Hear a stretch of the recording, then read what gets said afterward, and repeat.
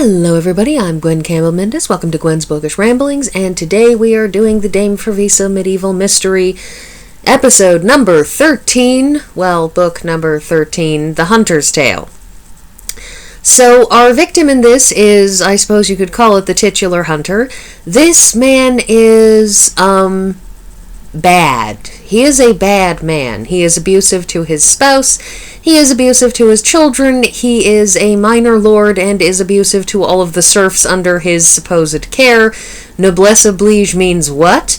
And basically he is quite possibly the worst.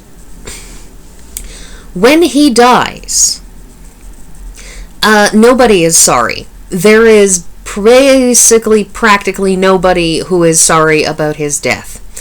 The family rejoices in the fact that they are free of him, and the only cloud is the fact that he is such a jerk that he has written into his actual will that his wife and his friend, who, by the way, Sir William is also the worst, will basically have to be they will have to be co-decision makers over who gets to who the children get to marry and the disposition of lands and all kinds of stuff like that. But his widow is basically put in the position, because this is the Middle Ages, you can do things like this, that he writes into his will that if she is seen as being unchaste, if she remarries, then all rights about the marriages revert to Sir William, and William is the worst. Second worst. So basically,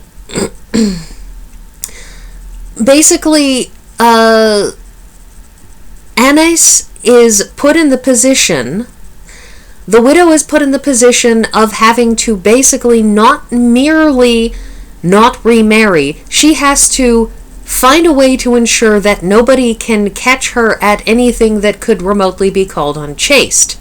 And it becomes very, very clear that Sir William has basically begged, bribed, ordered, or otherwise blackmailed or forced his subordinate relation, John Sellinger, into supposedly courting her. We find out, in fact, at the end of the book that he didn't merely force John Sellinger into courting her, but he had basically put everything in a position where he said, if you don't do it, then I'll hire somebody who will force her, that basically he was going to hire someone to rape her, and John Sellinger sort of continued to keep at it because he knew at least he wouldn't do that to her. So he was protecting her in his own way just by being an intrusive jerk and ignoring her when she told him to stop, because if he didn't ignore her when she told him to stop, just bothering her, that somebody would come through and actively rape her, and he's like, well, okay, I can harass her or she can get raped. I will pick the lesser of these two evils. She forgives him at the end, because the moment she's told, like, he's doing this because A, it's under duress, and B, he's trying to keep somebody from causing her serious harm, that she's like, okay, I forgive you. I absolutely forgive you. You were trying to protect me by doing this. That if you hadn't, it would have been worse. You know, like, this, it's a bad situation. He's doing the best he can, so it's all fair. But anyways, during the course of this, after he dies, a fight erupts, and the eldest son, Tom, who had wanted to be lord, who loved the job, who was well loved by the villagers, and so on and so on and so forth, is killed. And it's an accidental killing. Nobody thinks that it wasn't an accident, but he does die in an accident, and William continues to try to move in, and because he is the worst. And then, and the thing is, Frevisse is basically dragged into this because the widow requests a couple nuns to come back with her, ostensibly to sort of help her through this difficult time of having, her husband had died, and she was sort of like everyone else relieved that he was dead, but she had gone to hide out at a convent to avoid running the risk of Sir William, catching her at being, quote, unchaste, unquote, because as long as she's in the nunnery and away from everybody, they can't accuse her of that. But she has to come back because her eldest son got killed, which everybody is sorry about. And then, but basically she asks Frevisse and Frevisse's accompanying nun, to basically be there to protect her from Salinger's advances, to keep her from, to have somebody like a nun who will, give their word that she hadn't been unchaste, and so on and so forth. And, at first she doesn't say anything, and then when Frevisse finally, is pulled aside and has everything explained to her, is quite agreeable to stick around and provide this woman, in effect, a defense and a shield and an alibi and all of that. But Frevisse can't help herself, and she keeps on looking into Sir Ralph's death. Because she's concerned, because everybody there insists, it was clearly somebody who was just passing through and he's long gone. Except it becomes very clear to her that everybody knows that someone in the family committed the murder. Everyone knows this. And none of them want to look into it because none of them want to risk it coming to light because they are all glad Ralph is dead. They can't care. They wanted him gone, and now that he's gone, they're all just relieved. And the thing is that you get to the end of the book, and yes, one of the members of the family did kill Ralph, and Frevisse, despite everyone begging her not to push, begging her not to ask, begging her not to go forward on this, insists on figuring it out, and she is, and it's a very, very problematic place, I think, and I think that she is aware of it, but perhaps only slightly subconsciously, because Frevisse is a very big believer in truth, and as I've said in the past, in sort of reaching a genuine temporal justice, in saying, it's not enough that God will sort it out, that it behooves us to find out the truth if we can and deal with the problem here. And she sort of forces everyone to face it, and everyone in the family is, well, all the adults, because the youngest girls aren't involved in this discussion, which is fine. They're like 12 and 13 and really shouldn't have to deal with this. But everyone in the family is just stricken that she forced them into this because they don't want this to be found. They want it to be over. They want the space and time to heal. And in the end, and Frevisse is really, really torn up on this one because she almost always is.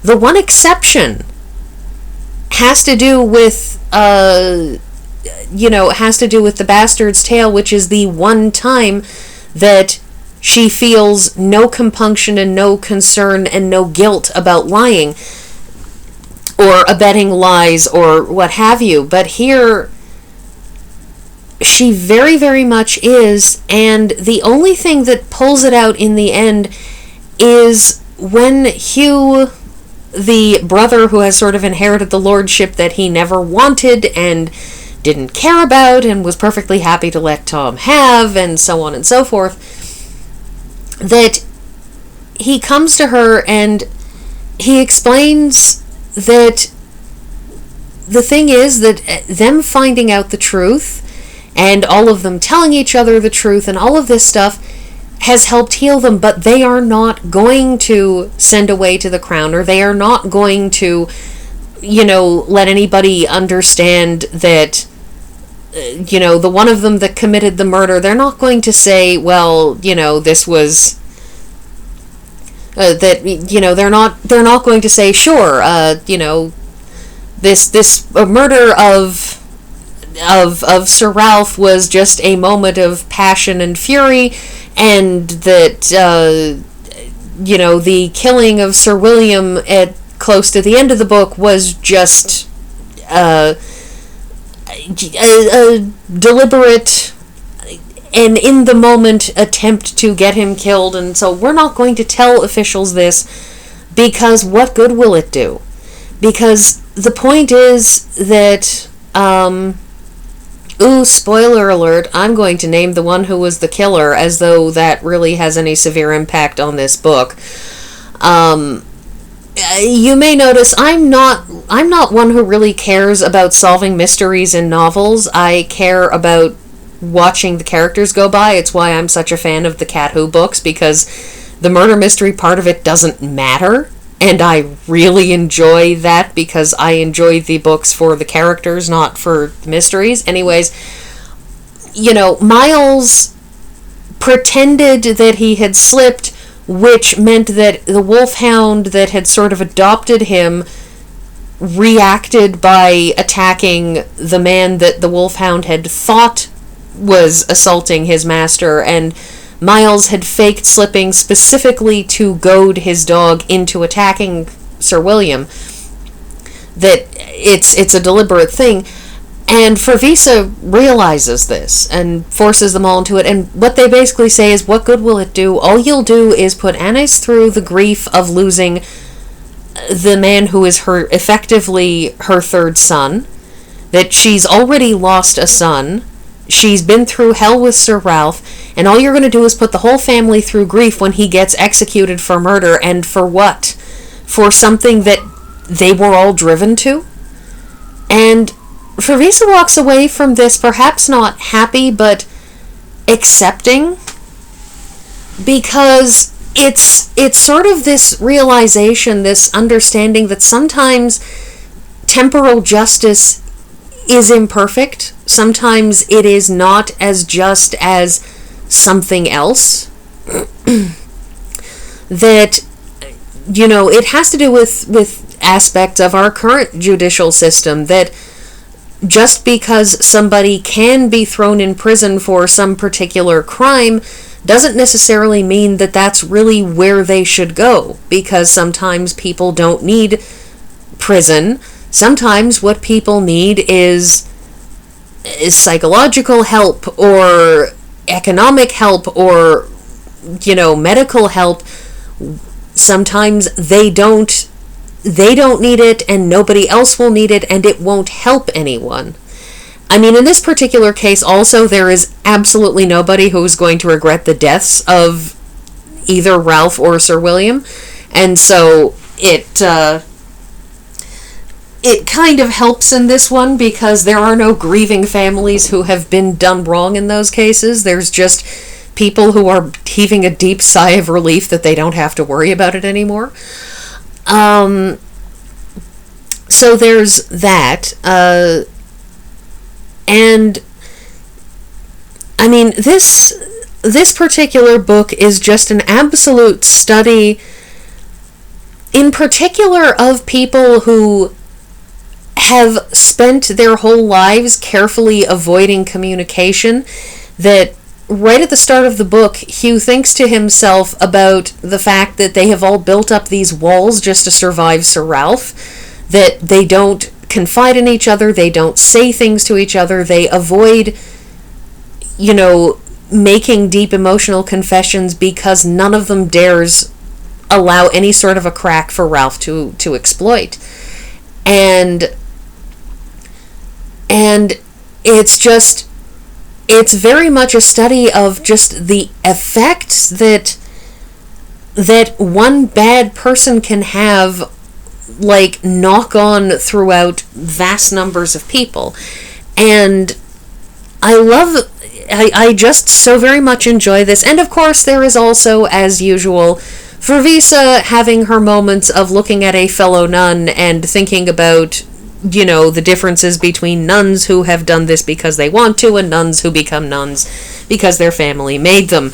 That also gets brought up a lot, but I'm running out of time, so that's everything, and I will see you all next week.